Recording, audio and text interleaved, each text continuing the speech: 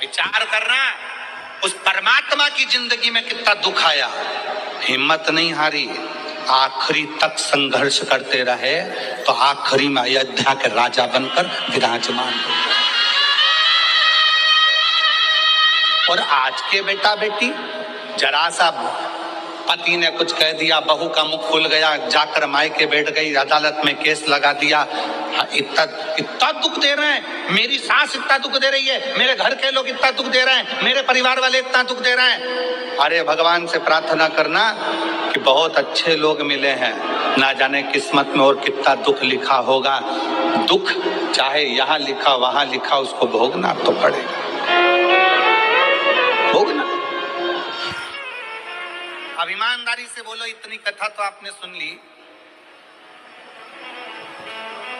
आपको भी अपने दुख के समय पर ढेर सारे महाराज मिलते हैं, ढेर सारे लोग मिलते हैं, और आप सबसे कहते हैं मेरा हाथ देखकर बता दो मेरा भाग्य क्या कह रहा है, मेरी पत्री का देखकर बता दो मेरा भाग्य क्या कह रहा है, मेरे घर का ग्रह क्या कह रहा है, मेरे जीवन में इतना दुख है।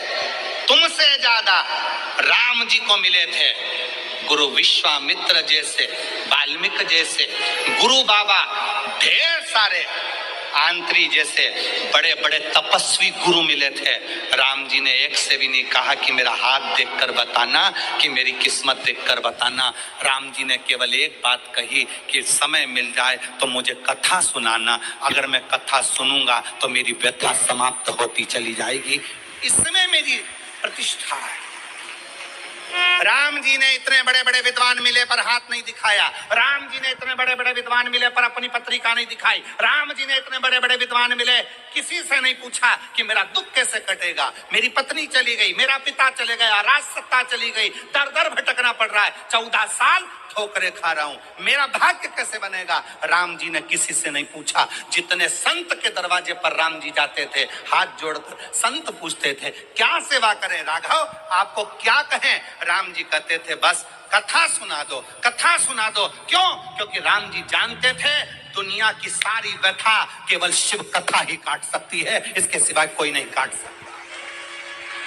आप कथा कहो मुझे। जितने संत मिलते थे वो कथा कहते थे, कथा सुनते थे राघव, कथा श्रवण करते थे राघव, और अपने पथ पर चलते चलते पार्थिव शिवलिंग का निर्माण करते थे राघव। भारत की भूमि पर अयोध्या से लेकर लंका तक भारत सरकार ने राम पथ गमन बनाया है। पूरे राम पथ गमन पर चलकर देखिए, जितने राम पथ गमन पर राम जी के मंदिर नहीं मिलेंगे, जितने राम पथ गमन पर हनुमान जी के मंदिर नहीं मिलेंगे, जितने राम पथ गमन पर किसी देवता के मंदिर नहीं मिलेंगे, उतने राम पथ गमन पर केवल शंकर के मंदिर हैं। क्योंकि राम जी जहां रुकते थे वहां शिव का निर्माण करते थे, राम जी जहां रुकते थे वहां शंकर का निर्माण करते थे। क्यों? क्योंकि उनको मालूम है कि व्यथा मिटाने के लिए शिव की कथा बहुत जरूरी है, और शिव की कथा अगर हमारे अंदर आ गई तो व्यथा मिट जाएगी। और वही आज कथा कर रही है। आज शिव महापुराण की कथा क्या कर रही है? ये लाखों की भीड़, पंडालों में जगह नहीं है। आज कम से कम 11 लाख के ऊपर लोग होंगे, 11 से 12 लाख के ऊपर इस शहादा की भूमि पर भक्त होंगे। पंडालों में जगह नहीं, गाड़ियों पर चढ़े हुए हैं, कहीं कहीं चढ़े हुए हैं, जगह कहीं नहीं पूरे पंडाल के अंदर। और इतनी भीड़ आज क्यों बैठी है? उसको मालूम है कि अब हम सब दूर भटक कर देख लिए, इसलिए राम जी को भी कथा ने ही व्यथा मिटाई थी, और हमारी भी जिंदगी में शिव कथा व्यथा मिटा देगी, तकलीफ मिटा देगी, कष्ट मिटा देगी, दुख मिटा देगी। वो व्यथा मिटाने के लिए शिव तत्व की कथा बहुत जरूरी है, बहुत जरूरी, बहुत। कहता है परिवार टूटने की कतार पर आ जाता है, भाई भाई का द्रोही हो जाता है, परिवार नाते रिश्ते कुटुंब कबीले सब बुरे होते चले जाते हैं। जब दुख आता है सब साथ छोड़ जाते हैं। उस दुख में ये विचार मत करना कि मुझे सुसाइड करना है, मरना है, या ये करना है या वो करना है। नहीं, दुख का सामना करना, सामना।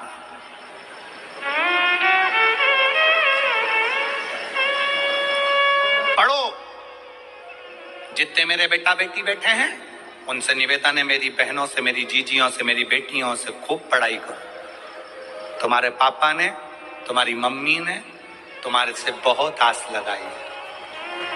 घर के लोग तो मना कर रहे थे कि बेटी को बाहर मत भेजो, पर तुम्हारे पापा ने जिद कर कर, माँ भी मना कर रही थी मत भेजो, आज का माहौल ठीक नहीं है, पर एक बाप का बेटी पर भरोसा कितना होता है कि अपनी बेटी को बाहर गांव पढ़ने के लिए भेज देता है।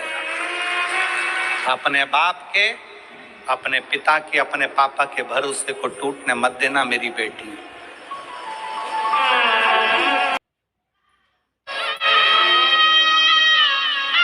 मेरे बेटा,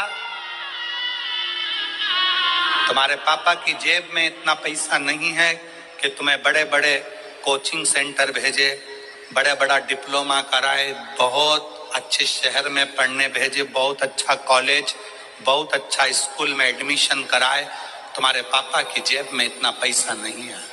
पर मेरे बेटाओं, याद रखना, तुम्हारा पापा ना जाने कहां से मेहनत कर कर तुम्हारा पिता ला ला कर तुमको पढ़ा रहा है, तुम्हें मंजिल तक पहुंचा रहा है। वो खुद नहीं पढ़ पाया, खुद आगे नहीं बढ़ पाया, पर अपने बेटे से उसको बहुत आस लगी है।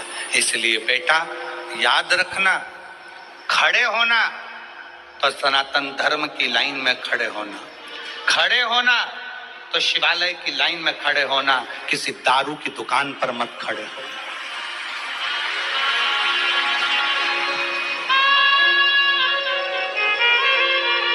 जब नवयुवक बेटा बेटी किसी दारू की दुकान पर खड़े दिखते हैं लाइन लगाकर, उनको देखकर दिल दुखता है कि पापा ने कितना पैसा खर्च कर कर पुणे पढ़ने के लिए भेजा है, बाहर गांव विद्याध्ययन के लिए भेजा है। थोड़ा सा आप सियोर वाले महाराज का कहना मत मानो, पर अपने पापा का मुख तो देखो। बेटियों से निवेदन है, एक पिता ने अपने भरोसे पर तुम्हें पढ़ने के लिए भेजा है। ये जो फालतू के जो ये लफड़े हैं ना, ये मुझे चाहता है, वो मुझे चाहता है, ये मुझे चाहता है,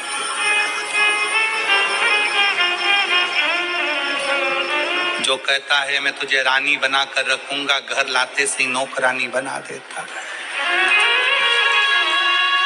इसलिए सावधान,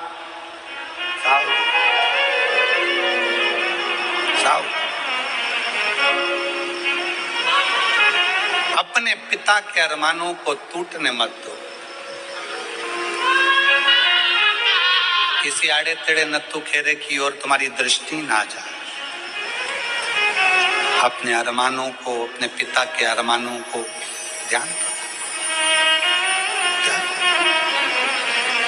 गलत सोच जा रहा है, गलत दृष्टि जा रही है, गलत जगह अपना मन जा रहा है, तो देसी गाय का घृत थोड़ा सा हाथ में लगाकर, भले एक चम्मच ना हो, एक कटोरी ना हो, आधी चम्मच भी ना हो तो आधी चम्मच ना हो तो दो बूंद ना हो तो एक। जैसे संत कहते हैं ना, 24 घंटा भजन करो, 24 घंटा नहीं कर पाओ तो 12 घंटा करो, 12 घंटा भजन नहीं कर सकते तो 6 घंटा करो, 6 घंटा भजन नहीं कर सकते तो 3 घंटा करो, 3 घंटा भजन नहीं कर सकते तो 1.5 घंटा करो, 1.5 घंटा नहीं कर सकते तो 1 घंटा, 1 घंटा भगवान को याद नहीं कर सकते तो आधा घंटा करो।